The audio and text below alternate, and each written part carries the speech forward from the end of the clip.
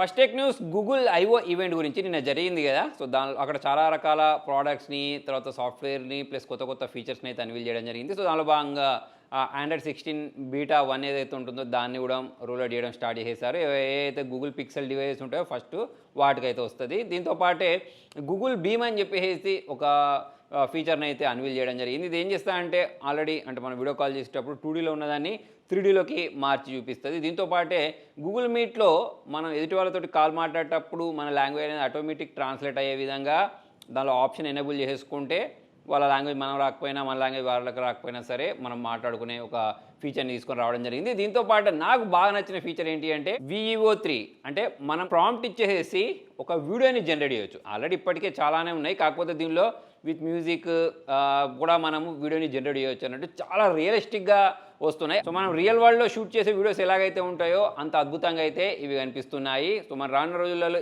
ఏది ఏ generated video, ఏది normal video అని చెప్పడం కష్టంగా మారిపోయేలాగా ఉంది. నెక్స్ట్ ఎలాన్ మస్క్ గురించి. సో ఈ రోబో టాక్సీస్ ఏవైతే ఉంటాయో జూన్లో టెక్సాస్లో స్టార్ట్ చేయబోతున్నట్టయితే తెలుస్తుంది కొన్ని ప్రాంతాలలో. అంటే ఏంటంటే డ్రైవర్లెస్ కార్స్ అన్నట్టు. సో మరి అక్కడ దీన్ని టెస్ట్ చేసి తర్వాత అక్కడ సక్సెస్ అయిన తర్వాత మెల్లమెల్లిగా అన్ని ప్రాంతాలలోకి దీన్ని విస్తరిస్తారు అన్నట్టు. నెక్స్ట్ అమెజాన్ ప్రైమ్ ఎయిర్ డెలివరీకి FIA వాళ్ళు పర్మిషన్ ఇచ్చినట్టు తెలుస్తుంది. దీనిలో ఏం జరుగుతుంది అంటే MK13 లాంటి డ్రోన్స్ ఉంటాయి సరే, వాటిని యూస్ చేసి iPhones, year pads, Samsung Galaxy సంబంధించిన కొన్ని ఫోన్స్, ఇటువంటి చిన్న ప్రోడక్ట్స్ ఉంటాయి సరే వాటిని డెలివరీ చేస్తారని చెప్పేసి అయితే తెలుస్తుంది. సో మరి ఇవి సక్సెస్ఫుల్ అయిన తర్వాత మిగతా ప్రోడక్ట్ని కూడా డెలివరీ చేస్తారంట. జనరల్గా ఇప్పుడు మనకు డెలివరీ బాయ్స్ వస్తున్నారు కదా, అలా కాకుండా ఇటువంటి అత్యాధునికమైన డ్రోన్స్ని యూస్ చేసి డెలివరీ చేయబోతున్నారు అన్నట్టు రానున్న రోజులలో. నెక్స్ట్ గూగుల్ క్రోమ్కి రిలేటెడ్ దీనిలో కూడా ఒక మంచి ఫీచర్ అనేది రాబోతుంది. జనరల్గా మనము పాస్వర్డ్ టైప్ చేసేటప్పుడు 1 2 3 లేకపోతే పాస్వర్డ్ అనో లేకపోతే చాలామంది వాళ్ళ పేర్లు ఇటువంటి పాస్వర్డ్ పెట్టుకుంటారు సరే, వీక్ పాస్వర్డ్ పెడతారు సరే. సో అటువంటి వాటిని గూగుల్ క్రోమ్ డిటెక్ట్ చేసి ఒక పాపప్ ఇస్తా అన్నట్టు. ఈ పాస్వర్డ్ మంచిగా లేదు,